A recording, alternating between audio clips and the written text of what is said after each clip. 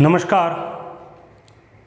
बाल विकास अनुपगढ़ के YouTube channel पर आपका हार्दिक स्वागत है।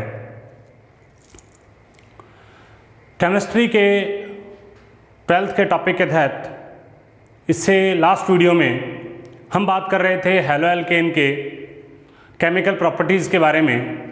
इससे पहले की सभी वीडियोज़ के अंदर हमने हैलो एल्केन क्या है, उसका नामकरण किस प्रकार से होता है, वर्गीकरण किस प्रकार से होता है, उसका निर्माण किस प्रकार से होता है, उसके निर्माण की विधियां कौन कौन सी हैं और उसकी रिएक्शंस कौन कौन सी हैं उनके बारे में स्टडी की है। SN1 SN2 रिएक्शन जो उसकी नाभिक स्नेही प्रतिस्थापन अभिक्रिया होती है, उसको करने के बाद हम कर रहे हैं नाभिक स्नेही प्रतिस्थापन अभिक्रियाओं के कुछ एग्जाम्पल। राजस्थान बोर्ड के सिलेबस में हैलो एल्केन की नाभिक स्नेही प्रतिस्थापन अभिक्रियाओं के 11 एग्जाम्पल दे रखे हैं।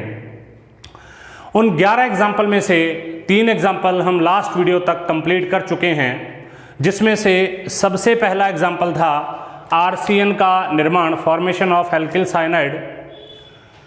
दूसरा था RNC का निर्माण, फॉर्मेशन ऑफ आइसोसाइनाइड। और यहीं पर आपको एक क्वेश्चन करवाया गया था कि एल्किल हैलाइड की KCN से अभिक्रिया द्वारा तो RCN बनता है और एल्किल हैलाइड की AgCN से अभिक्रिया द्वारा RNC बनता है, ऐसा क्यों। लास्ट वीडियो में हमने लास्ट टॉपिक किया था ROH का निर्माण, अर्थात formation of alcohol.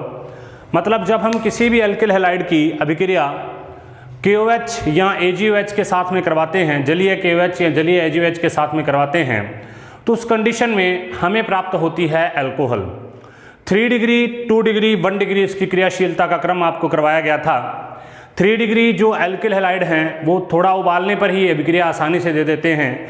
2 degree alkyl halide के लिए हमको उत्प्रेरक का प्रयोग करना पड़ता है और वो उत्प्रेरक होते हैं सोडियम कार्बोनेट या कैल्शियम कार्बोनेट। 1 डिग्री इस अभिक्रिया को कम प्रदर्शित करता है। तो इस प्रकार से हम ये कह सकते हैं कि ये SN1 प्रकार की अभिक्रिया का एक उदाहरण हो सकता है।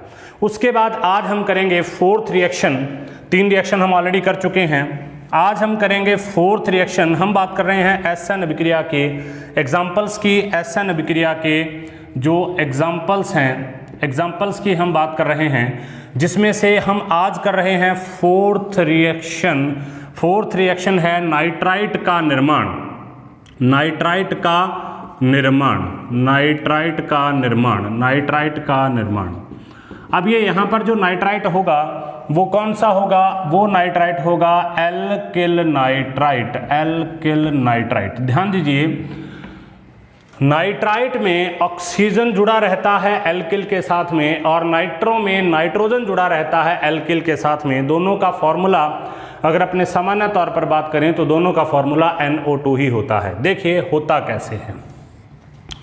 जब हम किसी एल्किल हैलाइड की फॉर एग्जांपल RX की अभिक्रिया करवाएंगे, या तो NaNO2 के साथ करवा देंगे, मतलब सोडियम नाइट्राइट के साथ करवा देंगे, या ये अभिक्रिया हम KNO2 के साथ में करवा देंगे, तो हमें जो प्रोडक्ट मिलेगा वो मिलेगा RON double bond O plus KX या NaX। ठीक है, तो इसको क्या बोलते हैं, इसको बोलते हैं एल्किल नाइट्राइट, एल्किल नाइट्राइट। यहीं पर हम एक नॉर्मल एग्जांपल करते हैं। मान लीजिए हमारे पास ये है CH3CH2Cl प्लस NaNO2, इसके साथ इसकी हम रिएक्शन करवा रहे हैं।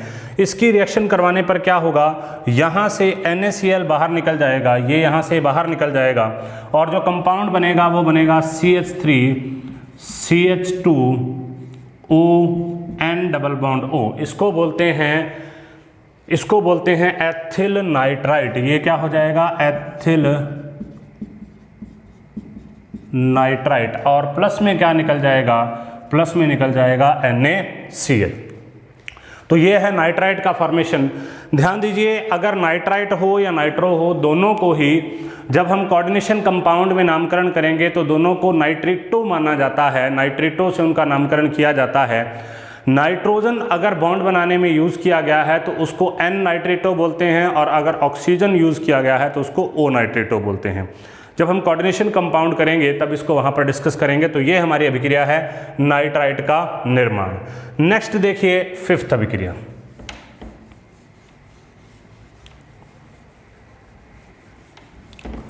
5वीं अभिक्रिया देखिए, पांचवी अभिक्रिया है नाइट्रो एल्केन का निर्माण। वहाँ पर नाइट्राइट एल्केन था, यहाँ एल्केल नाइट्राइट था। पांचवी अभिक्रिया है नाइट्रो एल्केन का निर्माण, जिसको हम इस तरीके से लिख सकते हैं RnO2 का फॉर्मेशन ऑफ RnO2। ये भी सेम टू सेम उसी तरीके से रिएक्शन होती है। मान लीजिए हमारे पास एल्किल हैलाइड है, जब हम इसकी अभिक्रिया AgNO2 के साथ में करवाएंगे तो उस कंडीशन में क्या बन जाएगा, ये बन जाएगा RnO2 प्लस AgX। हम RnO2 को इस तरीके से लिख सकते हैं Rn डबल बॉन्ड OO। ये होता है NO2 को प्रदर्शित करने का तरीका, NO2 को प्रदर्शित करने का तरीका, और इसको बोलते हैं नाइट्रो एल्केन। ठीक है, अब इसका एक एग्जांपल हम यहाँ पर करते हैं। मान लीजिए हमारे पास ये है CH3CH2Br। अब मैं यहाँ पर 1 डिग्री का एग्जांपल ले रहा हूँ, कोई ज़रूरी नहीं है कि 1 डिग्री हो, 2 डिग्री 3 डिग्री भी हो सकता है, लेकिन बेसिक एग्जांपल से हम बात करते हैं। तो CH3CH2Br है, ये रिएक्शन करेगा AgNO2 के साथ में, तो यहाँ से बाहर निकल जाएगा, देखिए AgBr बाहर निकल जाएगा। AgBr एक बहुत अच्छा प्रोडक्ट है, बहुत अच्छा एक यौगिक है जिसका यूज़ किया जाता है ब्लैक एंड वाइट फोटोग्राफी में। नेगेटिव जब आते थे तब इसका सबसे ज़्यादा यूज़ किया जाता था, वर्तमान में भी इसका ब्लैक एंड वाइट फोटोग्राफी में यूज़ किया जाता है प्रकाश संवेदी के रूप में, मतलब जो फोटो सेंसिटिव प्रोडक्ट होता है उसके रूप में इसका यूज़ किया जाता है। तो देखिए यहाँ पर प्रोडक्ट क्या बनेगा, CH3CH2NO2, यहाँ से NO2 इसके साथ में जुड़ गया, प्लस यहाँ से क्या निकल जाएगा, AgBr। ध्यान देना है आपको एक कि जब हम नाइट्राइट के बारे में बात करते हैं, देखिए जब हम बात करेंगे नाइट्राइट के बारे में तो नाइट्राइट को हम लिखेंगे ON डबल बॉन्ड O, ये तो होता है नाइट्राइट। और जब हम बात करेंगे नाइट्रो के बारे में तो हम उसको लिखेंगे इस तरीके से, डबल बॉन्ड और सिंगल बॉन्ड अनुनाद होता है इसमें, मतलब ये वाला बॉन्ड ऊपर जाएगा, ऊपर वाला बॉन्ड नीचे आएगा, लगातार इसके अंदर चलता रहता है अनुनाद। तो ये क्या होता है, नाइट्रो कंपाउंड होता है, और ये होता है नाइट्राइट। अर्थात जब हम RX की अभिक्रिया AgNO2 के साथ में करवाते हैं तो नाइट्रो बनता है, और जब हम इसी RX की अभिक्रिया KNO2 या NaNO2 के साथ में करवाते हैं तो नाइट्राइट बनता है। यहाँ पर भी वही क्वेश्चन बनता है कि एल्किल हैलाइड की अभिक्रिया KNO2 से करवाने पर नाइट्राइट, जबकि एल्किल हैलाइड की अभिक्रिया AgNO2 से करवाने पर नाइट्रो बनता है, ऐसा क्यों? और यहाँ पर भी वही इसकी जो एक्सप्लेनेशन है जो हम KCN और AgCN के टाइम पे करके आए हैं। यहाँ पर ऑक्सीजन देता है और दूसरे में नाइट्रोजन अपने इलेक्ट्रॉन को डोनेट करता है। ठीक है, तो हमने कर ली 5 रिएक्शन। 6th रिएक्शन देखिए, 5वीं इसकी नाइट्रो एल्केन का निर्माण, 5वीं इसकी अभिक्रिया हम कर चुके हैं, 5 रिएक्शन, 5 इसकी जो रासायनिक अभिक्रियाएं हैं, 5 SN रिएक्शन के जो एग्जाम्पल हैं वो हम कर चुके हैं। आगे हम करते हैं 6th रिएक्शन, और 6th रिएक्शन होता है ईथर का निर्माण, ईथर का निर्माण या फॉर्मेशन ऑफ ईथर। ठीक है, तो ये रिएक्शन जो हम यहाँ पर कर रहे हैं इनको वापस हम इनके रिस्पेक्टिव लेसन्स के अंदर और पढ़ेंगे, रिस्पेक्टिव टॉपिक्स के अंदर और पढ़ेंगे। जैसे जब ईथर का निर्माण आएगा तब ईथर जब हम पढ़ रहे होंगे ऑक्सीजन कंटेनिंग कंपाउंड में, तब वहाँ पर भी ईथर का निर्माण आएगा और उस ईथर के निर्माण को भी इसी तरीके से किया जाएगा। अब ईथर होता क्या है, ईथर होता है ROR, ईथर होता है ROR। ठीक है, अब एक और बात आपको ध्यान रखनी है कि ईथर और अल्कोहल दोनों आपस में क्या होते हैं, दोनों होते हैं फंक्शनल ग्रुप आइसोमर्स, मतलब दोनों क्या होते हैं, क्रियात्मक समूह समावयी होते हैं। अगर इस R को H से प्रतिस्थापित कर दिया जाए तो अल्कोहल बन जाएगा और इस तरीके से R बन जाएगा। इसका एग्जांपल मैं आपको दे देता हूं, हालांकि ये यहाँ का टॉपिक नहीं है, लेकिन फिर भी थोड़ा समझने की दृष्टि से मैं आपको एग्जांपल दे देता हूं। मान लीजिए CH3CH2OH है। अब CH3CH2OH को आइसोमर बनाना है हमको इसकी क्या करानी है, आइसोमराइजेशन करवाना है। तो हम क्या करेंगे, ऑक्सीजन को अंदर कर देंगे, CH3OCH3। इन दोनों का फार्मूला संयुक्त रूप से क्या होगा, C2H6O। दोनों के अंदर हाइड्रोजन कितने हैं, 6, कार्बन कितने हैं, 2, और ऑक्सीजन कितना है, 1। तो ये क्या होता है, ये तो होता है ऑल मतलब अल्कोहल, और ये क्या होता है ईथर। तो इसका मतलब अल्कोहल और ईथर आपस में क्या होते हैं, फंक्शनल ग्रुप आइसोमर होते हैं, क्रियात्मक समूह समावयी होते हैं। देखिए हम अपनी रिएक्शन पर वापस आते हैं कि किस तरीके से हम एल्किल हैलाइड से ईथर का फॉर्मेशन कर सकते हैं। याद रखिए हमें ये प्रोडक्ट बनाना है, ठीक है। तो देखिए रिएक्शन किस तरीके से होगी। रिएक्शन के लिए हमको ज़रूरत पड़ती है शुष्क Ag2O की, मतलब किसकी ज़रूरत पड़ती है, सिल्वर ऑक्साइड की। ये क्या होता है, सिल्वर ऑक्साइड होता है, शुष्क Ag2O होता है। ये रिएक्शन किसके साथ में करेगा, ये रिएक्शन करेगा 2RX के साथ में, क्योंकि यहाँ पर ईथर बनाना है तो 2 हमको RX चाहिए। तो जब इनकी आपस में रिएक्शन होगी तो यहाँ से ये वाला किसके साथ बाहर निकल गया, इसके साथ, और बाकी कैसे जुड़ जाएगा, देखो ROR करके ये जुड़ गया, और इसमें से क्या निकल गया 2AgX। इसी का एक एग्जाम्पल अगर अपने करें तो एग्जाम्पल किस तरीके से होगा, CH3CH2Cl या Br कर दो, CH3CH2Br।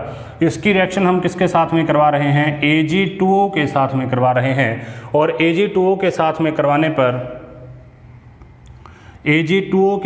करवाने पर क्या होगा, यहाँ से AgBr बाहर निकल जाएगा और O इसके बीच में आ जाएगा।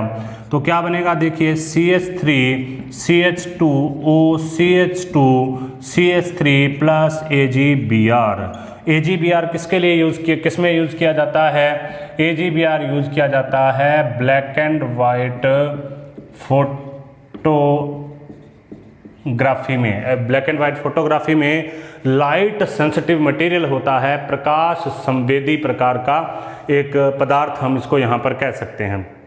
नेक्स्ट देखिए, ये तो हमने ये रिएक्शन कर ली, और ये क्या है, ईथर है। इसके 2 नाम हो सकते हैं। इसी ईथर का जब हम सामान्य नामकरण करेंगे तो उसको हम कहेंगे die ethyl ether.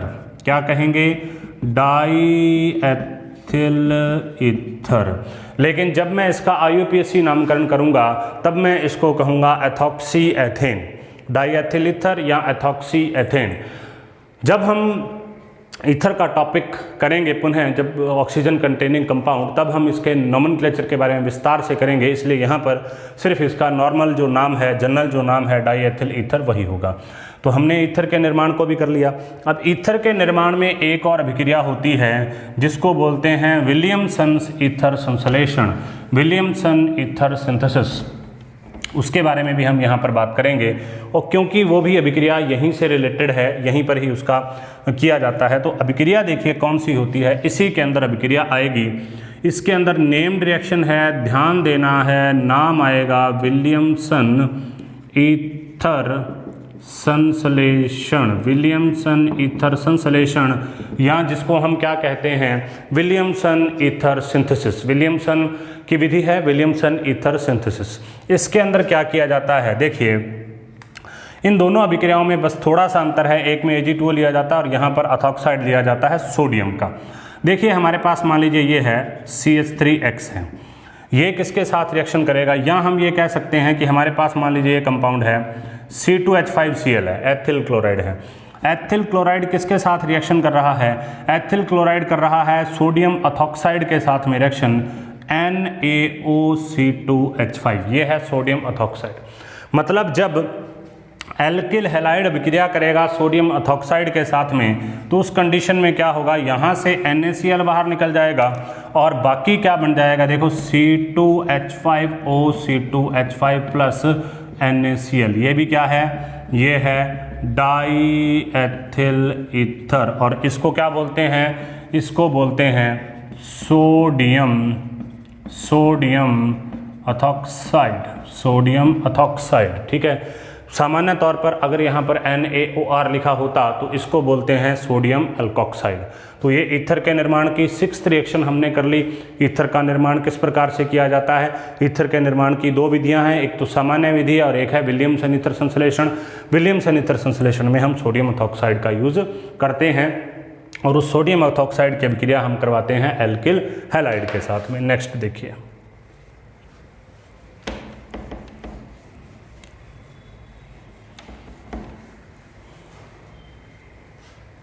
Seventh reaction जो है, सेवंथ रिएक्शन है थायो ईथर का निर्माण। थायो ईथर का निर्माण। थायो ईथर का निर्माण देखिए कैसे होगा। थायो ईथर क्या होता है, सबसे पहले हमें पता होना चाहिए RSR को बोलते हैं थायो ईथर। मतलब ईथर और थायो ईथर में केवल सल्फर का डिफरेंस होता है। ईथर में ROR होता है, मतलब एल्किल ऑक्सीजन एल्किल, जबकि थायो ईथर में क्या होता है, RSR होता है। दो प्रकार से रिएक्शन की जाएगी। सबसे पहली रिएक्शन है सोडियम सल्फाइड से। सबसे पहली रिएक्शन किससे है, सोडियम सल्फाइड से रिएक्शन करेंगे।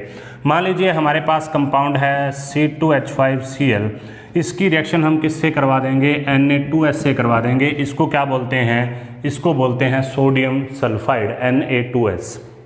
यहाँ से ये दोनों के दोनों सोडियम, ये दोनों के दोनों सोडियम इन दोनों के दोनों क्लोरीन के साथ रिमूव हो जाएंगे और इसको हम वापस खोल के लिखेंगे तो क्या बन जाएगा, C2H5S C2H5 plus NaCl, 2 NaCl यहाँ से बाहर हो जाएगा, पहली चीज़। अब यही अभिक्रिया जो है इसको एक और तरीके से कर सकते हैं, उसे कहते हैं सोडियम मर्केप्टाइड, सोडियम मर्केप्टाइड से। और सोडियम मर्केप्टाइड होता है NaSR, मतलब R की जगह पर कोई एल्किल समूह होगा, वो CH3 भी हो सकता है, वो एथिल भी हो सकता है, वो प्रोपिल भी हो सकता है, वो ब्यूटिल भी हो सकता है। ठीक है, हम यहाँ पर नॉर्मल R ही मान के इसको करेंगे। तो देखिए रिएक्शन किस तरीके से होगी।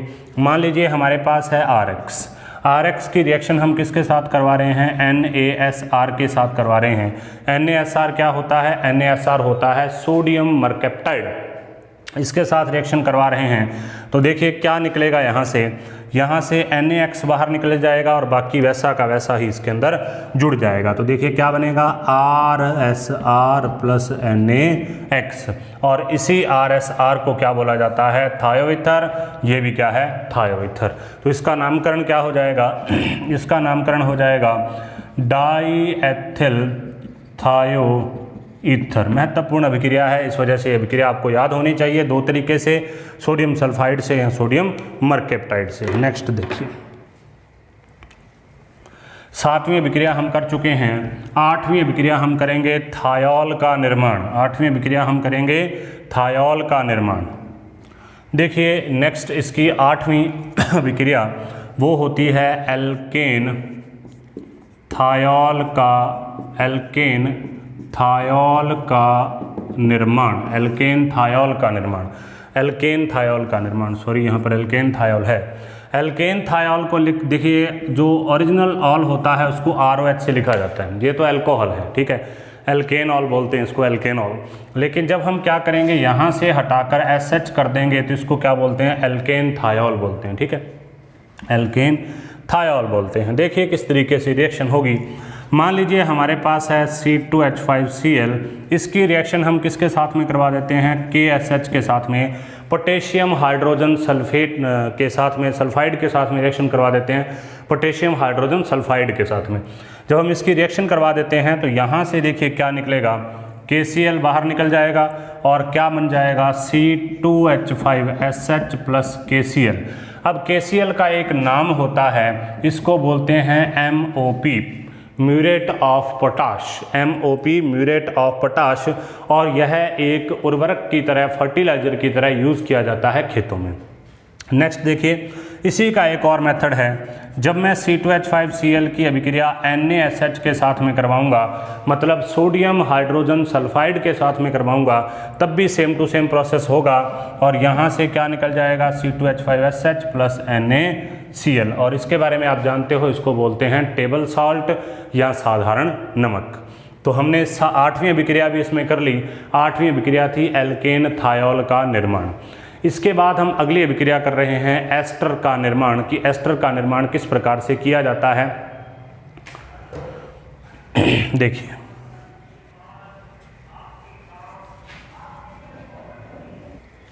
नौवीं रिएक्शन है एस्टर का निर्माण, एस्टर का निर्माण। अब जो एस्टर होता है वो हम जानते हैं क्या होता है, उसे लिखते हैं RC double bond ORC, ester का निर्माण। ठीक है, ये एस्टर का सामान्य फार्मूला है। ये जो अभिक्रिया होगी, इस अभिक्रिया के लिए हमको चाहिए कार्बोक्सिलिक अम्ल का सिल्वर लवण। मतलब क्या होगा, यहाँ पर मान लीजिए ये होगा RCOOAG। ये क्या है, ये है कार्बोक्सिलिक अम्ल का सिल्वर लवण। और मोनोकार्बोक्सिलिक अम्ल का सिल्वर लवण है जिसके अंदर केवल एक ही कार्बोक्सिलिक है। इसकी रिएक्शन जब हम करवाते हैं RCl से, या मान लीजिए हम यहाँ पर करवा दें, यहाँ पर मान लीजिए हमने इसको RC डबल तो यहाँ पर RX ले लेते हैं, तो क्या हो जाएगा, AgX तो बाहर निकल जाएगा यहाँ से, और बच क्या जाएगा, देखिए RC double bond OR plus AgX। इसी को एक और तरीके से लिखा जा सकता है, मान लीजिए हमारे पास ये है, इसको बोलते हैं सिल्वर एसीटेट। क्या बोलते हैं, सिल्वर एसीटेट, क्योंकि एसिटिक एसिड का है तो ये एसीटेट एक रेडिकल होता है, मूलक की तरह काम करता है, ऋणात्मक प्रकार का मूलक है, और Ag यहाँ पर धातु इसके साथ जुड़ी हुई है, तो इसको सिल्वर एसीटेट कहते हैं, CH3COOAG। इसकी रिएक्शन हम किसके साथ में करवा रहे हैं, CH3Cl के साथ में करवा रहे हैं। तो हम यहाँ पर देखते हैं क्या होगा, ये Ag किसके साथ बाहर निकल जाएगा, Cl के साथ बाहर निकल जाएगा, और देखिए बनेगा क्या, यहाँ से बनेगा CH3COOCH3। क्या बन गया, एस्टर, प्लस क्या निकल जाएगा, AgCl। तो यहाँ पर देखिए जब हम एस्टर का IUPAC नामकरण करते हैं तो एस्टर का IUPAC नामकरण O8 के रूप में होता है। एस्टर के एंड में O8 लगता है अनुलग्न के रूप में, परफिक्स के रूप में। तो इसका नामकरण क्या होगा, इसका नामकरण होगा एथिल एथेनोएट इसका नामकरण हो जाएगा। तो एस्टर के निर्माण की विधि, जिसके लिए हमको कार्बोक्सिलिक अम्ल का सिल्वर लवण चाहिए, उसकी रिएक्शन हम करवाते हैं एल्किल हैलाइड के साथ में, जिससे हमें किसका निर्माण हो जाता है, एस्टर का, और AgCl या AgX बाहर निकल जाता है। इसी का हमने एग्जाम्पल लिया सिल्वर एसीटेट से, एथिल एथेनोएट या एस्टर का फॉर्मेशन करके AgCl को बाहर निकाल दिया। ये है 9वीं रिएक्शन। 10वीं रिएक्शन इसके अंदर करते हैं रिएक्शन विद अमोनिया। बहुत महत्वपूर्ण अभिक्रिया है, जिसमें एल्किल हैलाइड के सारे हाइड्रोजन यहाँ से बाहर निकल जाते हैं। 10वीं अभिक्रिया है रिएक्शन विद NH3, या हम इसको क्या कह सकते हैं, या हम इसको कह सकते हैं फॉर्मेशन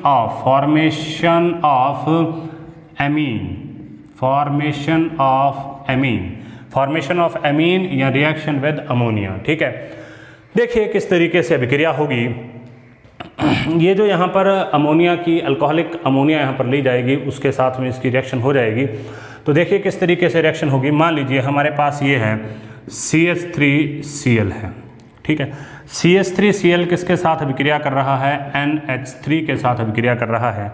तो जब ये NH3 के साथ अभिक्रिया करेगा तो यहाँ से एक हाइड्रोजन और यहाँ से एक क्लोरीन, यहाँ से एक हाइड्रोजन और यहाँ से एक क्लोरीन बाहर निकल गया HCl के रूप में, और कंपाउंड क्या बन जाएगा, CH3NH2, मतलब 1 डिग्री प्रकार का।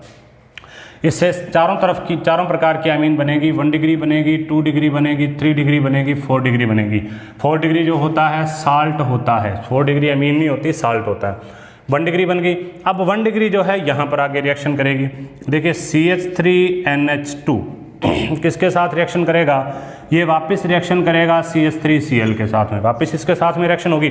मतलब यहाँ से इस प्रोडक्ट ने यहाँ पर रिएक्शन की है, यहाँ से वापस क्या निकल जाएगा, HCl। तो क्या बन जाएगा, देखिए ये बन जाएगा CH3NH और CH3, इसको बोलते हैं 2 डिग्री अमीन। उसके बाद में 2 डिग्री अमीन भी आगे अभिक्रिया करेगी, CH3NH CH3 किसके साथ रिएक्शन करेगा, CH3Cl के साथ पुनः रिएक्शन करेगा, मतलब एल्किल हैलाइड के साथ रिएक्शन करता जाएगा, बनेगा HCl। और ये कंपाउंड कौन सा बन जाएगा, CH3 और इसको बोलते हैं 3 डिग्री। तो अमोनिया पहले अभिक्रिया करेगी 1 डिग्री, उसके बाद 1 डिग्री वापस एल्किल हैलाइड के साथ अभिक्रिया करेगी 2 डिग्री, उसके बाद 2 डिग्री वापस एल्किल हैलाइड के साथ अभिक्रिया करेगी 3 डिग्री। अब एक रह गया 4 डिग्री। चतुष्क अमोनियम लवण किस प्रकार से बनता है, पहले इसको ध्यान से देख लीजिए। नॉर्मल हेलो एल्केन ने अमोनिया के साथ अभिक्रिया की, 1 डिग्री अमीन बना दिया। 1 डिग्री अमीन ने फिर हेलो एल्केन के साथ अभिक्रिया की, 2 डिग्री अमीन बना दिया। 2 डिग्री ने फिर हेलो एल्केन के साथ अभिक्रिया की, 3 डिग्री बना दिया। अब मैं 3 डिग्री से डायरेक्ट इसको स्टार्ट करूंगा। इसको मैं रब कर रहा हूं यहाँ से, देखिए अब है 3 डिग्री। 3 डिग्री क्या होती है? 3 डिग्री होती है NCH3 CH3 CH3, ठीक है, ये NCH3 जैसे है, इसके ऊपर लॉन पेयर ऑफ इलेक्ट्रॉन होते हैं। ये किसके साथ रिएक्शन करेगा? ये फिर रिएक्शन करेगा CH3Cl के साथ। लेकिन अब क्योंकि यहाँ पर कोई हाइड्रोजन बचा ही नहीं है तो HCl बाहर निकलेगा ही नहीं, तो लवण बनेगा। कैसे? नाइट्रोजन अपने इलेक्ट्रॉन इसको देके बॉन्ड बना लेगी। कैसे? देखिए N, उसके बाद में CH3, यहाँ पर भी CH3, यहाँ पर भी CH3 और यहाँ पर भी CH3, तो इन्होंने आपस में बॉन्ड बना लिया। इस तरीके से बॉन्ड बना लिया, ये इसको बोलते हैं चतुष्क अमोनियम लवण। इस तरीके से इसके ऊपर कौन सा चार्ज आ जाएगा? पॉजिटिव चार्ज, और इसके साथ में क्या आ जाएगा? Cl, ठीक है, तो ये नेगेटिव चार्ज वाला है। तो इसको क्या बोलते हैं? इसको बोलते हैं चतुष्क, मतलब क्वार्टेट अमोनियम साल्ट, चतुष्क अमोनियम लवण। क्या बोलते हैं? चतुष्क अमोनियम लवण बोलते हैं इसको, एक प्रकार का साल्ट है। तो सबसे पहले 1 डिग्री बनी, 1 डिग्री से 2 डिग्री, 2 डिग्री से 3 डिग्री, 3 डिग्री से 4 डिग्री अमोनियम लवण बनेगा। ये इसकी है 10th रिएक्शन। अब हम इसकी 11th रिएक्शन के बारे में बात करते हैं, जिसे कहते हैं फ्रीडेल क्राफ्ट अभिक्रिया, जिसे कहते हैं फ्रीडेल क्राफ्ट अभिक्रिया। ये बेंजीन के संदर्भ में इलेक्ट्रॉन स्नेही प्रतिस्थापन प्रकार की अभिक्रिया है, जबकि जब हम एल्किल हैलाइड के बारे में बात करें तो नाभिक स्नेही प्रतिस्थापन प्रकार की अभिक्रिया है। वास्तविकता में एक इलेक्ट्रॉन स्नेही अभिक्रिया है। देखिए 11वां कौन सा है? 11वां है Friedel craft reaction. Friedel craft reaction देखिए होती क्या है? जब हम बेंजीन की अभिक्रिया, ये बेंजीन है हमारे पास, इस बेंजीन की अभिक्रिया जब हम किसके साथ में करवाते हैं? बेंजीन की अभिक्रिया CH3Cl, एल्किलीकरण की अभिक्रिया है। ये देखिए ध्यान रखना, एल्किलीकरण। ये किसका एल्किलीकरण है? ये है बेंजीन का एल्किलीकरण है। ये अभिक्रिया होगी हमेशा, इसका याद करने का ही तरीका है कि ये किसकी उपस्थिति में होगी? ड्राई AlCl3, निर्जल AlCl3 की उपस्थिति में होगी और एल्किल ग्रुप जुड़ जाएगा। तो ये बेंजीन है, इस बेंजीन के ऊपर क्या हो जाएगा? एल्किल ग्रुप यहाँ पर जुड़ गया। यहाँ से एक हाइड्रोजन और ये Cl किसके रूप में बाहर निकल जाएगा? HCl के रूप में। अगर यहाँ पर ये तो मैथिल ले रखा है तो मैथिल जुड़ गया। 1 डिग्री होता तो 1 डिग्री जुड़ जाता, 2 डिग्री होता तो 2 डिग्री जुड़ जाता, 3 डिग्री होता तो 3 डिग्री जुड़ जाता। इस अभिक्रिया की क्रियाविधि भी हमारे सिलेबस में है। इस अभिक्रिया के बाकी बचे हुए पार्ट और क्रियाविधि को हम अगली वीडियो में करेंगे। आज यहाँ तक हमने टोटल 11 रिएक्शन कर ली हैं। SN नाभिक स्नेही प्रतिस्थापन की टोटल 11 रिएक्शन होती हैं और 11 की 11 हमने कर ली हैं। अब केवल इसका जो नाभिक स्नेही प्रतिस्थापन है उसका पार्ट बचा हुआ है, मैकेनिज्म। उसके बाद हम करेंगे विलोपन, फिर है धातु के साथ और लास्ट है अपचयन अभिक्रिया। तब तक इसे देखते रहें, सुरक्षित रहें, बार बार इसको देखें। अगर कोई प्रॉब्लम है तो आप कमेंट बॉक्स में कमेंट कर सकते हैं। धन्यवाद।